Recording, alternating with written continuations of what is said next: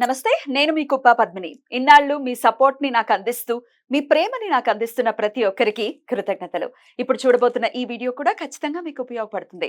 Like, share and subscribe చేసి మీ ఇష్టాన్ని అలాగే మీ సపోర్ట్ ని నాకు అందించండి. అలాగే ఈ వీడియో పట్ల మీ అభిప్రాయాన్ని కమెంట్ సెక్షన్ లో కమెంట్ చేసి నాకు తెలియజేయండి. నమస్తే, వెల్కమ్ టు అవర్ ఛానల్. నేను పద్మిని. ప్రస్తుతంతో పాటు ప్రముఖ ఆధ్యాత్మికవేత్త, వాస్తు జ్యోతిష పండితులు, లలిత ఉపాసకులు, వాస్తు జ్యోతిష శిక్షణ నిపుణులు బ్రహ్మశ్రీ నానాజీ పట్నాయక్ గారు మనతో పాటు ఉన్నారు. మాట్లాడదాం సార్. నమస్తే సార్. శ్రీమాత్రే నమః. దేవీ నవరాత్రుల్లో భాగంగా 6వ రోజు అమ్మవారిని ఏ రూపంతో కొలవాల్సి ఉంటుంది, అలాగే ఎటువంటి సమస్యల నుంచి మనం బయటపడడం కోసం ఈ రూపాన్ని ఖచ్చితంగా కొలవాలి అందరూ కూడా. అలాగే ఒక జ్యోతిష్యం ప్రకారం చూసుకుంటే ఏ రాశి వాళ్ళు ఖచ్చితంగా ఈ రూపాన్ని కొలవాల్సి ఉంటుంది, ఒకసారి మీ ద్వారా సార్. లక్ష్మీదేవి అమ్మ బాబాయ్ అందరూ కొలవాలి. ఇంకా వద్దు సార్, రాసి వద్దు సార్. 12 కాకుండా ఇంకేమైనా ఉంటే అవి కూడా చెప్పండి. భలే అడిగారు. ఎందుకంటే లక్ష్మీదేవి వరకు వద్దు చెప్పండి. అయితే లక్ష్మీదేవి ఆరాధన చేసేటప్పుడు ఎప్పుడు కూడా విష్ణువుని కలపకుండా లక్ష్మీదేవి చేస్తే మాత్రం అది ఫలించదు అని చెప్తుంది శాస్త్రం. ఇంకోటి, లక్ష్మీదేవి ఆరాధన చేసేటప్పుడు తెల్లటి పుష్పాలు ఎర్రటి పుష్పాలతో కలిపి చేస్తే మరింత ఫలితం వస్తుంది. మరొక విషయం ఏంటంటే, లక్ష్మీ ఆరాధన చేసేటప్పుడు ఫస్ట్ మనము లక్ష్మి అంటే ఏమిటనే క్లారిటీ లేకుండా చేస్తే కనుక దాని ఫలితం రాదండి ఎప్పుడు కూడా. ఎలా అంటే, లక్ష్మి అంటే అదొక ఐశ్వర్యభూతమైనటువంటి విషయం. గుర్తింపు, మీకు గుర్తింపునిచ్చేది లక్ష్మి. గుర్తింపు ఎక్కడ ఉంటుంది? ఒక నాణ్యతతో సంబంధం కలిగి ఉంటుంది, ఒక విజ్ఞతతో సంబంధం కలిగి ఉంటుంది, ఒక తెలివితేటలతో సంబంధం కలిగి ఉంటుంది. అంటే ఏమిటి? మన లైఫ్ స్టైల్లో మనం తీసుకునేటువంటి ఏదైతే కొన్ని స్టెప్స్ ఉంటాయో అవన్నీ కూడా లక్ష్మియే. కేవలం ధనం మాత్రమే లక్ష్మి అని అనుకున్నామంటే అయిపోయింది, మీకు ఇంకేమీ ఉండదు ఇంకా అక్కడ. ఒకసారి మనకి అంటే చాలా మంది ఏంటంటే లక్ష్మీ దేవి గొప్పదా సరస్వతి దేవి గొప్పదా అనుకుంటూ ఉంటారు. అంటే ఇట్లాంటి దీని గురించి ఒక సరదా అయినటువంటి ఒకటి చెప్తూ ఉంటారు. వాళ్ళిద్దరు కొట్లాడుకోవడం అంతా లేల కానీ లక్ష్మీదేవి సరస్వతిదేవి ఒకసారి ఇద్దరు కూడా గొడవ పడ్డారట. గొడవ పడితే నువ్వు నేను గొప్ప అంటే నేను గొప్ప అన్నప్పుడు, సరే నువ్వు గొప్పదాన్ని అంటున్నావు కదా అని ఒక అతనికి కొన్ని కోట్ల రూపాయలు ఇచ్చింది అమ్మవారు లక్ష్మీదేవి. కానీ ఆ వ్యక్తికి ఎలా ఖర్చు పెట్టుకోవాలో అర్థం కాకపోతే అవన్నీ వృధా అయిపోయాయి. అప్పుడు అయ్యో నువ్వు గొప్పదానివే అన్నట్టుగా ఒక కథ వచ్చింది అంటూ ఉంటారు. అంటే ఇక్కడ అర్థం ఏమిటి? మీకు లక్ష్మి ఎప్పుడు సరస్వతితో సంబంధం కలిగి ఉండాలి. ఆ సరస్వతి అంటే ఎవరు? బుద్ధి. బుద్ధి అంటే ఎవరో కాదు, మళ్ళీ విష్ణువే. అంటే నేను ఎందుకు చెప్తున్నా అంటే ఈ విషయాన్ని, ఇప్పుడు చూడండి, మనకి విష్ణు స్థితికారకుడు. విష్ణు ఆరాధన లేకుండా కనుక లక్ష్మీ ఆరాధన చేస్తే ఏమవుద్దంటే ఆ ధనం నిలబడదని చెప్పడానికి. ఎందుకంటే విష్ణువు, బుధుడికి అధిష్టాన దేవత విష్ణు అండి. మీకు ఎవరికైనా సరే బుధుడు పాడయ్యాడు అనుకోండి, విష్ణు సహస్రనామాలు చదవండి అంటాం, అవునా? ఎందుకు? విష్ణువు యొక్క అనుగ్రహం కలిగితే అక్కడ ఉండేటువంటి బుధుడికి సంబంధించింది ఏదైతే స్పాయిల్ అయిందో, బుధుడు నీచ స్థానంలో ఉన్నాడు, బుధుడు పాపకత్తిలో ఉన్నాడు, మీకు మిథున రాశుల్లో కానీ కన్యా రాశుల్లో కానీ ఎక్కువ పాపగ్రహాలు ఉన్నాయనుకోండి, కుజశనులు లాంటివి ఉన్నాయనుకోండి, వాళ్ళకి ఎక్కువ గొడవలు అవుతూ ఉంటాయి. ప్రతి చిన్న విషయానికి గొడవలు అయిపోతుంటాయి వాళ్ళకి లైఫ్లో. అంటే ఏమిటి? వాళ్ళ బుద్ధి ఎంతసేపు ఆ ఘర్షణకు గురవ్వాలి కదా. అప్పుడు ఏం చెప్తాము? ఆ రాశుల్లో ఉండే గ్రహాలకు శాంతి చేసుకోండి అంటాం, విష్ణు సహస్రనామాలు చదవండి అంటాం. విష్ణు సహస్రనామాలు ఎవరైతే రెగ్యులర్ గా చదువుతారో వాళ్ళ వాక్కు కూడా మీరు చూడండి చాలా స్పష్టంగా ఉంటుంది. అంతే సార్. ఇప్పుడు విష్ణువే సరస్వతి అనుకోవాలా? విష్ణువు యొక్క శక్తి ఈజ్ లక్ష్మి అమ్మవారు, ఎవరో కాదు. ఈ సరస్వతి లక్ష్మి వేరు కాదు.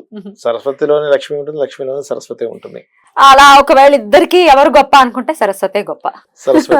ఎందుకంటే జ్ఞానంతో ఉండేది ఏదైనా అది గొప్పే కదా సార్. అయితే లక్ష్మి గొప్పదేవి కాదు ఫస్ట్ నీకు జ్ఞానం ఉండాలి కదా. ఇప్పుడు ఒక భగవంతుడు ప్రత్యక్షమై నీకు బుద్ధి లేనటువంటి అబ్బాయిని ఇస్తాను కానీ డబ్బులు ఉంటాయి, కానీ బుద్ధి ఉన్నటువంటి అబ్బాయిని ఇస్తానంటే ఎవరు కావాలంటే బుద్ధున్నవాడే కావాలనుకుంటా. బుద్ధి లేనాడు మనకెందుకు అనుకుంటాం? బాగా చదువుకున్న వాడు వ్యక్తపరుస్తాడు కదా, నేను ఇంత చదువుకున్నాను, కానీ బాగా డబ్బును వాడు చెప్తాడా మీ బ్యాంక్ బ్యాలెన్స్ ఎంత ఉంది చెప్పలేదు. నీకు ఇంకో విషయం ఏంటంటే, నీ దగ్గర ఎన్ని డబ్బులు ఉన్నాయంటే ఎవరు ఒప్పుకోరు. మీకు బుద్ధి లేదంటే గొడవ పెట్టుకుంటాడు, మళ్ళీ మాట్లాడితే నాకు బుద్ధి లేదంటావా అంటాడు. ఈ లెక్కలో కూడా సరస్వతే గొప్ప.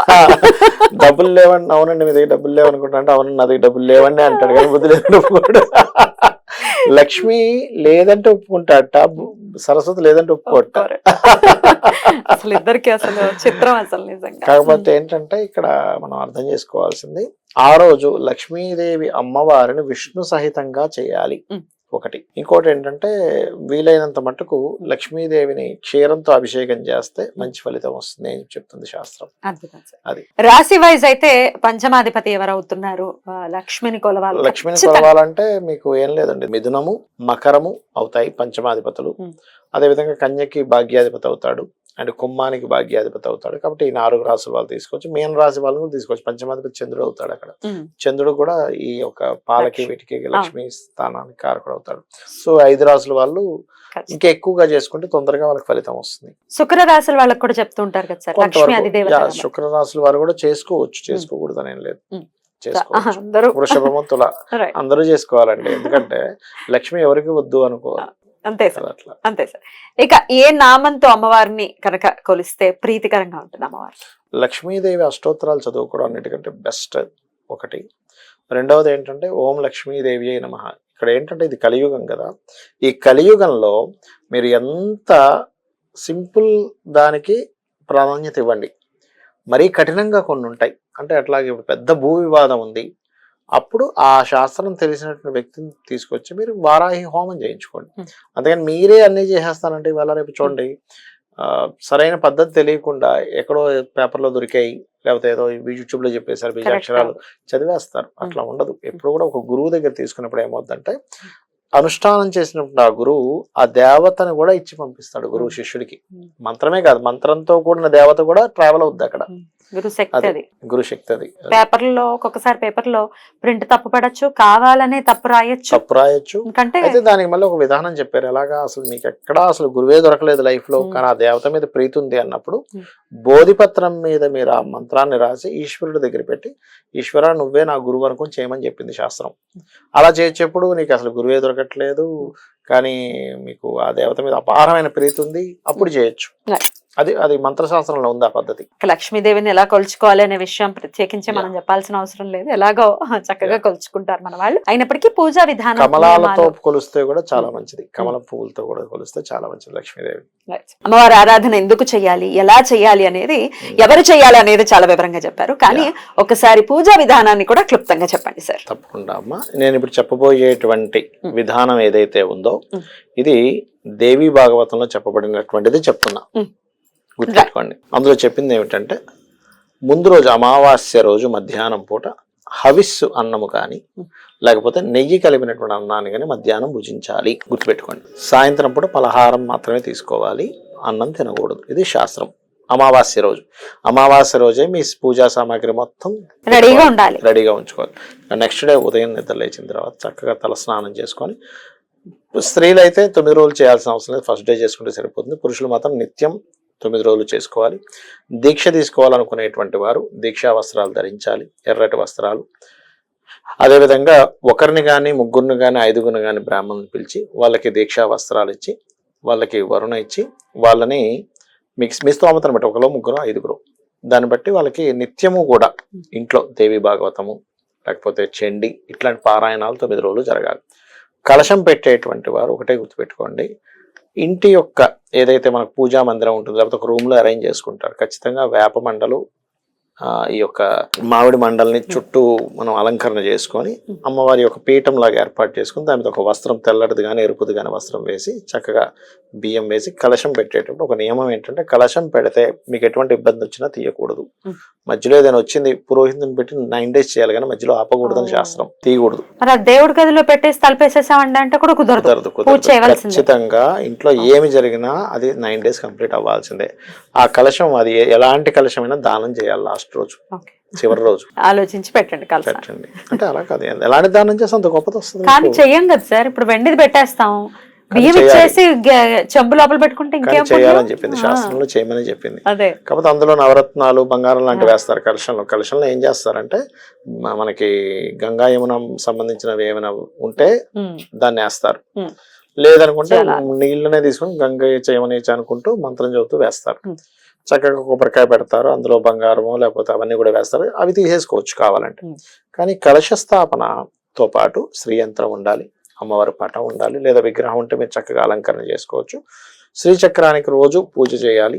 అందులో పర్టికులర్గా మనకి శాస్త్రంలో చెప్పిన విషయం ఏంటంటే, మీకు ఎటువంటి దారిద్రాలు ఉన్నా తొలగిపోవాలంటే బిల్వపత్రం తీసుకొని ఎర్ర చందనము, రక్త చందనము అంటారు, దానికి చక్కగా రాసి ఒక్కొక్క బిల్వపత్రంతో కనుక పూజ చేసుకున్నట్లయితే అద్భుతమైన ఫలితం వస్తుంది. ఆ బిల్వపత్రం మళ్ళీ నెక్స్ట్ డే వాడచ్చు అంటే హ్యాపీగా వాడచ్చు. బిల్వపత్రానికి తప్పులేదు, దోషం లేదు. కడిగేసుకుని చక్కగా పెట్టి ఏమంటే నాకు లలితాసహస్రనామాలు పూర్తిగా వచ్చు, ఒక్కో నామంతో చేయొచ్చు.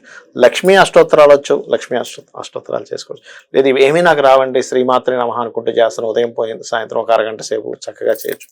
అయితే పూజకు ముందు ఖచ్చితంగా మీరు ఆచమనం చేయడము, సంకల్పం చెప్పుకోవడం చేయకపోతే పూజ చేసిన ఫలితం రాదు. ధ్వజం ఖచ్చితంగా ఉండాలి అక్కడ, గుర్తుపెట్టుకోండి. ధ్వజం అంటే జెండా లాగా అమ్మవారి సింహం మీద ఉన్నటువంటి అమ్మవారి కానీ లేకపోతే సింహం ఉన్నటువంటిది కానీ ధ్వజం ఖచ్చితంగా ఉండి తీరాలి.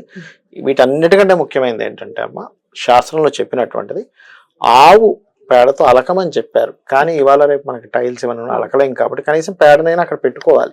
అలాగే చేస్తే ఇంకా అద్భుతం, గొబ్బెమ్మలాగా పెట్టుకోవచ్చు. పెట్టుకుంటేనే ఆ పూజకు ఫలితం అని చెప్పడం జరిగింది. అలాగే నిత్యము కూడా రోజుకు ఒక్కరినైనా సరే ముత్తైదువుని పిలిచి మీరు ఇవ్వాలి. తాంబూలము ఇవ్వాలి. మీ శక్తి. కుమారి పూజ చేసే వాళ్ళు ఫస్ట్ డే, సెకండ్ అంటే 2 సంవత్సరాలు, సెకండ్ డే 3 సంవత్సరాలు, థర్డ్ డే 4 సంవత్సరాలు ఈ వరుస పాటించాలి. ఆ అమ్మాయికి పళ్ళు ఊడిపోవడం కానీ, కురుపులు ఉండడం కానీ, చేతి నిండా అనారోగ్యంతో ఉన్నటువంటి అమ్మాయిని కూర్చోబెట్టదని చెప్పింది శాస్త్రం. అలాంటి అమ్మాయిని ఇంట్లో చక్కగా పూజ కానీ అక్కడ కూర్చోబెట్టడం చేయకూడదు అని చెప్తుంది. చూడండి, ఇందులో మనకి ఎంత ఇది ఉందంటే, ఇవాళ రేపు మనకి సొసైటీలో జరుగుతున్నటువంటి చిన్నపిల్లల మీద జరిగేటువంటివి వాడికి అయ్యో మనం పూజ చేస్తున్నాం కదా, మన శాస్త్రాల్లో పూజించమని చెప్పారుగా 10 సంవత్సరాల పిల్లల వరకు అని చెప్పి ఒక ఇది వస్తుంది. చేస్తే కనుక మనకు ఆ ఫీల్ వస్తుంది. చిన్నపిల్లల మీద ఇట్లాంటివి జరగవు, అదొకటి. అట్లాగే ఇక వస్త్రం అంటారా, మీ ఇష్టం, ఈ రంగు వస్త్రమే అని రూల్ లేదు. కానీ దీక్ష తీసుకునే వాళ్ళు మాత్రం ఖచ్చితంగా నేల మీద నిద్రపోవడం, చాప మీద నిద్రపోవడము. చాలా మంది ఏమనుకుంటారంటే పరుపు వేసుకొని పడుకుంటారు. పరుపు వేసుకొని పడుకోకూడదు, చాప మీదే పడుకోవాలి. అది మెయిన్ గా గుర్తుపెట్టుకోవాలి. నవరాత్రులు మీకు వచ్చింది అనుకోండి, అంటే ముందే వచ్చింది అనుకోండి, అప్పుడు మాత్రం అది అయిపోయాక చేసుకోవాలి. కనీసం 1 రోజైనా చేయొచ్చు, 3 రోజులు చేయొచ్చు, 5 రోజులు చేయొచ్చు. నవరాత్రుల్లో చేస్తే శ్రేయస్కరం అని చెప్పింది. మధ్యలో వస్తే నేను ఆపద్దని చెప్పాను, ఉంటే మాత్రం చేసుకోకూడదు, ఉంటే చేసుకోకూడదు, అందులో ఎటువంటి సందేహం లేదు. కానీ కలశం పెట్టాక మాత్రం వచ్చినా సరే ఆపకూడదు. పురోహితుడు పెట్టైనా సరే అది కంప్లీట్ చేయించాలి. మీరు ఆపకూడదు, మీరు మీ పనులు మీరు చేసుకుంటే అది మాత్రం అది కంటిన్యూ చేయాలి. అది శాస్త్రం ఉన్నటువంటి విషయాలు. ఈ 9 రోజుల్లో శాస్త్రం చెప్తుంది. అద్భుతం సార్, చాలా బ్యూటిఫుల్ గా ఎక్స్ప్లెయిన్ చేశారు. థాంక్యూ సార్, నమస్తే. శ్రీమాత్రే నమః.